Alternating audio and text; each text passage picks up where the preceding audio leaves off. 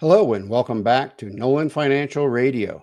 My name is Chris McKinney with Nolan Financial Partners. If you'd like more information about what you hear during our show today, give us a call at 719-210-4242 or visit online at our website, nolanfinancialpartners.com. And while at our website, click on the review page, check out our past shows, and subscribe to our program on Apple Podcasts, Spotify, or Amazon Music.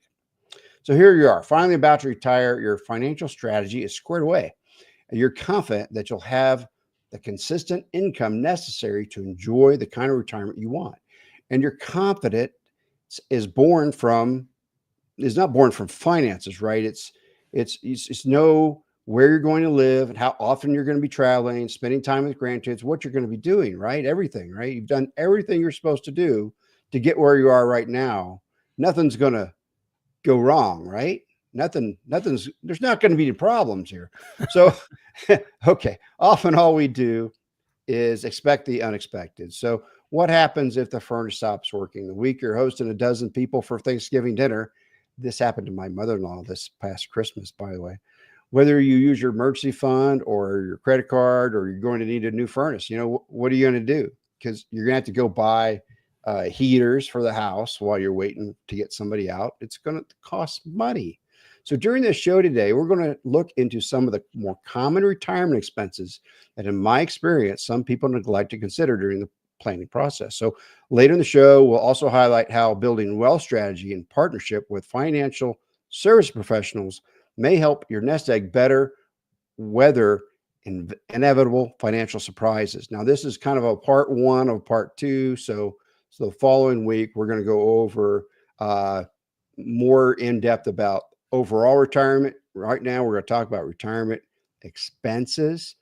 Before we talk about today's topic, let me introduce you to my co-host, Tony Shore, who's already counting 10 days until baseball season. Well, we were talking before the show about football, and that's my sport. Yeah. I'm not a big baseball guy, but as some of our listeners out there might know, pitchers and catchers return to spring training on February 10th. So Right. It's amazing how quickly we go. We're still in football season, right? We still have the playoffs and the Super Bowl. We just had the college championship. So it is interesting that baseball starts up so quick. They keep extending these seasons. So at one point, I think all four of the major sports are going at the same time now, if there's like a brief period. Sure. Yeah. Well, Which is it's crazy. all about getting eyeballs on the TVs, right? Yeah, it is. Yeah, that's the thing. But it sounds like you have a great topic for us today. I'm sure a lot of our listeners out there are concerned about how, what they're going to do, no matter how diligent they've been in savings, in building that financial strategy. They're worried if they've overlooked something. And that's what we're going to talk about on the show today. But Chris, before we do, I was at a financial conference in Texas. Missed you. I know you didn't make it to that one, but it was great. I got to meet wide receiver Jerry Rice. That's awesome. Yeah, got to shake hands and say hi to Jerry Rice. He leaned over and said, "Sorry about your Vikings." That's what he said. I just shook his hand. So you get the picture. He spoke, and then I went up to get my picture taken with him, and I go, "Yeah, I'm a Vikings fan," and don't hold it against me. And then he looks at me and goes, "Sorry about your Vikings." Then he turned and smiled and shook my hand. They took the picture. I'm like, that's awesome. Yeah. So, but that's great. He was a super nice guy.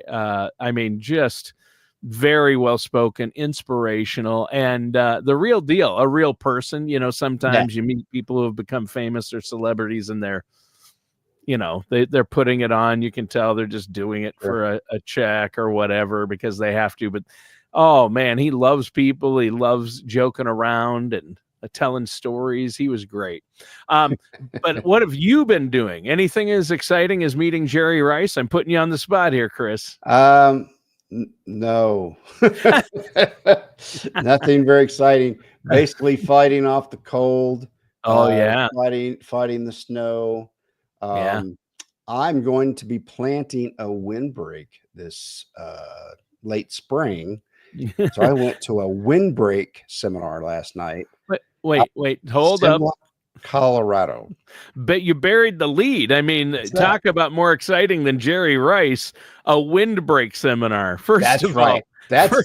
That was the exciting thing that I did this week. Besides meeting with some clients, Chris, Chris, you are great. I met I met Jerry Rice. What did you do? I went to a windbreak seminar.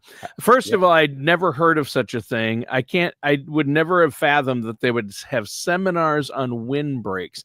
You know, in Minnesota, all you have to do is talk to that knowledge is passed down because farmers have to have windbreaks in the plains because it's so flat here and it snows a lot. And so on my dad's farm, my grandpa's old farm, you know, there's been a row of bushes and different hills built up and things for windbreaks, fences, trees, bushes. And this is why in the South Prairie, there were no trees, there were no tall bushes anywhere. Right. It was flat. It was the plains. Right. But now if you go down there, when these were homesteaded in the 1800s, late 1800s, there's trees around. If you see a patch of trees that you know, that's where the farmhouse is. Right. Yeah. And if you see a long row of bushes in the middle of a field, there's some trees out there. That's for windbreak. Yep.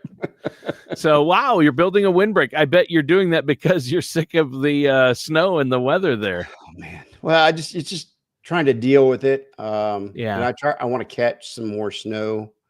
So that the snow will feed the grass and feed my new trees, but also it'll feed the grass. Yeah. So whenever in Colorado, whenever you put in trees, you're also putting in a reservoir for water because the trees hold, they hold snow. And they also create ground that will keep water up closer to the surface. Yep. And so you're looking at a lot of good benefits for having trees and having a windbreak that doubles as a snow break. The other part about having a windbreak out here is I don't think we go 10 days without hitting 40 miles an hour out here. Yeah. It's the same in Worthington, Minnesota. I mean, the wind there is just crazy. And then it snows a lot. Used to snow feet every year. Now it's been snowing less and less the last 20, 30 years, but so we got like half an inch this week of snow, but I have, 6-inch drifts. Yeah. Because it all piles up. We would have drifts taller than me. We had drifts with a half inch snow? No, but you'd be surprised. It would snow like a foot, and that snowdrift would reach up to the top of the barn roof. It's like crazy. I remember sledding off the barn roof, and the barn is like more than 2 stories tall. So that's crazy. Okay. So back to our topic, windbreaks you got me so excited. I mean, you just mentioned windbreaks. I've planted 500 trees in my lifetime, something like that. Wow. So good for you. At least another 50 to 75 on this place. Wow. Hopefully I can get that going. Good. Well, that's awesome, Chris. And you're trying to take care of things there. I like that. And that's what you love to do, but not as much as you love to help our listeners and your clients with their finances. So we're talking about preparing for retirement expenses, hopefully ahead of time, well before you retire. Where do you want to begin? So we want to kind of start looking at the biggest expenses. We have lifestyle creep during retirement. And so it might be a sign of trouble for your retirement plan because it means you're spending the same amount of money you did while you're working, even though your income probably went down. And so you got to make sure that your lifestyle creep doesn't continue to go up in retirement. Right. And it happens a lot because what do you have a lot more of in retirement? You have time. Well, how are you going to spend that time? Well, you're going to spend it on traveling, hobbies, doing stuff. Maybe you get bored of eating at home because you just ate at home twice today. I might as well go out tonight. So maybe you spend more actually more time eating out. And I think the older you get, the more you eat out, because it's like, why am I eating at home? I don't have to. I'm out of here. Right. I need to change the scenery. So a lot of things change in retirement. Expenses change and they modify. Some things go up, some things go down. One of the things that changes a lot is healthcare spending. So it's the single biggest underestimated expense that many people will grapple with in retirement. So if you're healthy right now, it's you need to work to keep it that way, right? There's a lot of the advantage plans that include what they call silver shoes. You go to the gym, you do that kind of stuff. Well, staying healthy will make your retirement cheaper. So as you age past 80, beyond, you may need to allocate more money toward your health care needs, right? Because it's probably going to go up after about age 80. That's what the studies have kind of found. So often retirement healthcare costs are lower for husbands because they typically die first. Right. Right. Terrible way to lessen your healthcare costs, not be alive. Why do husbands die before their wives? Because they want to. That's an old joke. It's a bad joke. I know it is. I know it's terrible. So, and so also because the male spouse usually is the one that gets infirm first, their wife usually takes care of most of the caregiving problems that they have. My mom's taking care of my dad, and so she's getting some help, but she's there 24/7. It's a lot of work. It kind of drags her down. So we care about her, her quality of life because she's taking care of dad, right? So it's something that it is to consider is, are you going to care for that person at home when the first person gets infirm, or are you going to send them off to somebody else that can give that care for them? So those are big things to talk about with your spouse. And it's really important that you do that in advance back when you're in your 50s, okay? Because that's when you need to start making that plan. Sometime in your 50s, you need to have a clear idea what's going to happen, so that if it happens early, then you're okay. Here's what we're going to do. Okay, yeah, it's great. Okay, and everybody's happy, right? Nobody's happy when dad didn't buy the long-term care insurance, right? Right. Mom did, and dad didn't. Yeah. So, actually, it's funny you say that, because that's exactly what happened with my parents. They're both in long-term care. My mom had at least some long-term care insurance to help cover it. My dad has none. Yeah. And long-term care insurance is such a big cost and can be a waste. Right. That's why they have hybrid policies. And I know you and Tara look at a lot of different strategies to help cover long-term care, plan for it for your clients, and find the best type of insurance. Maybe it's a hybrid policy, right? Right. Something that creates a nest egg for you to be taken care of in care, when you're in care. So, so policy experts say that healthcare expenses will continue to rise about 5% a year for the next 3 decades. So that's something to consider too, is that from 2020 to back to 2000. In 2000, a family of 4 could insure their family for $1,000 a year. In 2020, it was $20,000. So figure out what that rise is. I don't want to. It's scary. So yeah, I don't want to. It's scary. It went up 20 times in 20 years, basically. Over 20-year time frame. Yeah. So 5% may be conservative. We don't know.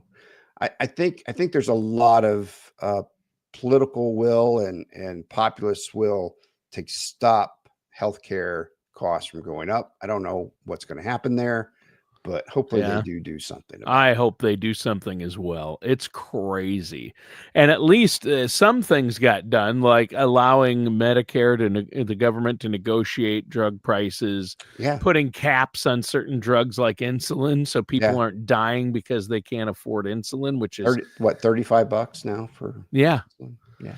But Chris, people in our country, in the United States of America, even younger people in their 20s and 30s, have died because they didn't have money for insulin, so they thought they would skip it. Yep. And Or they they try to died stretch it because of it. out, do half Yep. doses, or Yeah. that doesn't work. It doesn't work. So No. that can't happen. That shouldn't happen in our Shouldn't country. We should be able to take care of people or at least enable them to take care of themselves. And so I hope Not they for fix it. something that's a $35 a month cost. Yeah, that's nuts, isn't it? Yeah. Yeah, it went from some companies are selling it at like $1,000 a dose because they knew, oh, insurance will cover some of it and we'll get our Oh. money, and it went initially like from 1,000 to 35. And I know drug prices come down some over time sometimes, Yeah. but a drug like insulin that is it's you need it all the time and it's a life-saving drug. You have to have it. So, Yeah, you gotta have it. And yeah. when that blood sugar starts spiking or Yeah. dropping, you gotta have it. Yeah. Well, Chris, healthcare is a big one. What else? Well, so this is something that people don't always think about, is home repairs, right? Oh, So, I think about those too often, Chris. That's my problem. So if you retire in your mid 60s, you're planning to stay in that house, you might be in there for 25 years, Yeah. right? Right. That's kind of how it's going for my mom. She's going to have been in that house, at least she's already been in the house 20 years after she retired. Wow. So she's planning to be there. And so the house needs repairs, right? An expense she didn't expect to have was earthquakes. She's in Oklahoma. So she had to have some people come in and fix some things about earthquakes, right? So Crazy. So anything can kind of happen, that you might need some repairs. Maybe your windows just get old and they start leaking, right? And so windows, they do need to be replaced sometimes. Oh, and they're expensive. They're I'm just telling you huge. right now, people. Well, and the companies will give you these 1 year interest-free loans. But man, the day that you go past that 1 year, then all the back interest is put on that loan, and now you've got a problem. So Yeah. so you want to make sure that you're not in a situation where you can't pay for. Excuse me a second here. So you can't pay for those expenses that are going to come at you. With you're going to need new furnace, you're going to need new water heater every 10 to 15 years. Maybe the roof. Need a new roof. Paying the deductible on the roof has gotten super expensive here in Colorado, because instead of it being part of your standard deduction, they put it outside of the standard deduction. It's a whole different deduction now, and it's usually like 3% of the value of your house or something like that. It's crazy, the deductibles on roofs now. So it's big out-of-pocket expenses to get those things taken care of. So you got to make sure that you have a plan, so that your whole retirement doesn't get pushed off or derailed because of some kind of maintenance issues. You got to take care of. Yeah. You got to take care of it. And how, home costs are something that people kind of overlook when they're planning on retirement expenses. They might plan for a mortgage if they still have one. They'll calculate that, or they'll realize that has to be a part of it. Okay, I have taxes, I have health care, I have my mortgage or rent wherever I'm at. But one thing they don't look at is how expensive a house can be beyond your monthly mortgage payments. And, when you're paying a mortgage payment, you usually put in money in escrow for taxes and insurance. So So all those things don't go away. So you've got Right. to make sure that even once you pay off your mortgage, you've got money Right. for that Right. account, those accounts, right? So what's another thing that we need to be prepared for as far as retirement expenses? So traveling Mhm. is a big expense for retirees because they want to go see their kids, they want to go see their Yep. grandkids, and I'm not sure about your particular family, the listeners' particular families, but my mother-in-law has 6 kids, and they're all spread out. They're Hmm. all over the place, so she has to travel to see them all. And Wow. so, what if you can't chase, stay at their house because something's going on at the house and you have to stay at a hotel when you come to visit? All these kind of things just change the perspective on how much you're going to cost when you travel. Maybe you're just in love with Viking cruises and they raise the price. So, Yeah. so we got to make sure that we're managing that travel budget because you guys, guess what? You're going to have it. You're going to want to travel. Yeah, and travel is expensive. I mean, and it's getting more expensive Yep. between plane, hotel, rental cars. All those things have went up exponentially in cost.